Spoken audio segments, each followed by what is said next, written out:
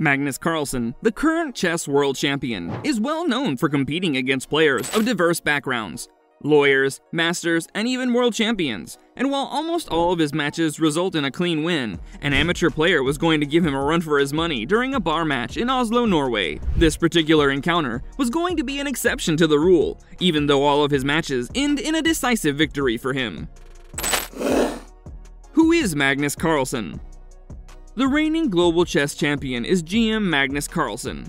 Though GMs Bobby Fischer and Garry Kasparov are still in the running, he's often regarded as the greatest player in the history of the game. In any case, the obvious and astonishing fact is that Carlsen has already secured a position at the top before turning 30. In 2004, 1 month before becoming the second youngest GM in history, the 13-year-old Norwegian prodigy drew Kasparov and defeated GM Anatoly Karpov at the same event, and still 8th youngest as of 2021. He crossed the 2800 rating mark in 2009, breaking the record for the youngest player. A record only broken by GM Alireza Firouzja in 2021. Then, Carlsen developed from a talented young player to an all-time great.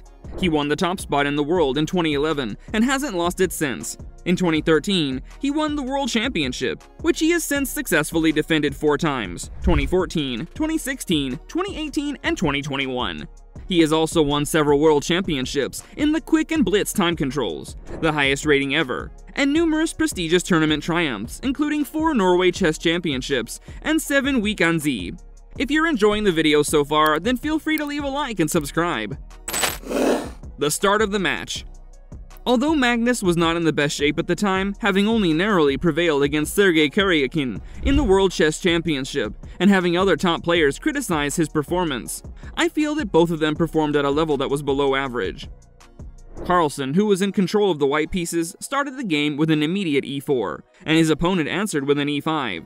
The game immediately transitioned into the typical Roy Lopez opening, with the knights already linked and c3 being played. The audience cheered enthusiastically when Magnus's opponent moved his pawn to square e6, and succeeded in removing Magnus's bishop from the board. The first several moves of this match are played well. However, the first mistake of the game was made with the knight on position g6, which gave Magnus entire control of the center after the knight on position c3. A cursory examination of their body language would also imply that Magnus was quite confident in his movements, but his opponent, who we'll refer to as A, tended to pause and study the moves before they're carried out. As you'll see in a few minutes, this would play a big role in determining the outcome of the match, so keep this in mind. When things get heated. At this position, Magnus' pieces are already a lot more active, and it does not seem well for A's chances of winning the game.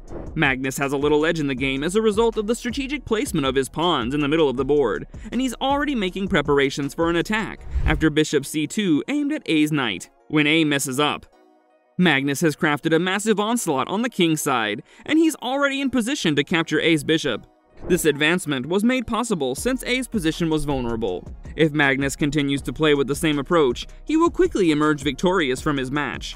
At this time, A becomes conscious of the fact that he has messed up the situation completely. Magnus began an assault on his knight, which caused his knight to retreat. Nevertheless, after his knight had retreated, Magnus maintained his attack on the knight.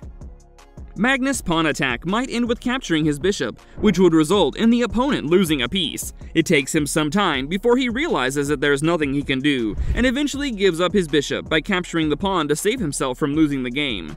Then Magnus plays 6, and in accuracy, although things aren't looking too well for him, when a move like queen g3 would have been a better decision. A plays queen e5, threatening a scary mate on the h2 square. As soon as possible, Magnus finds an attacking move with queen h5, which, unfortunately, is another mistake as it doesn't threaten mate. Magnus realizes this, taking the pawn with g7 immediately. A is in trouble again, as posture and facial expressions indicate that he's aware of the deteriorating situation, yet he continues to play on by moving his rook out of harm's way. A person who's being subjected to a significant amount of stress is doing everything in their power to keep their composure, and at the same moment, a miracle happens. Magnus' big mistake. Carlsen plays his card poorly, which costs him the game. The knight f5, allowing them to get a free pawn, while attacking the queen under intense pressure. Carlsen automatically tries to take the knight before realizing he's fallen into a terrible mistake.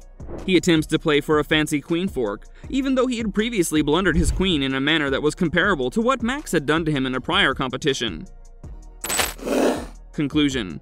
Magnus Carlsen immediately resigned following this move, appearing quite upset. His swift moves and confidence throughout the match forced him to slip up and capture a piece by impulse. This game proved that sometimes even a beginner can defeat a world-class champion like Magnus Carlsen.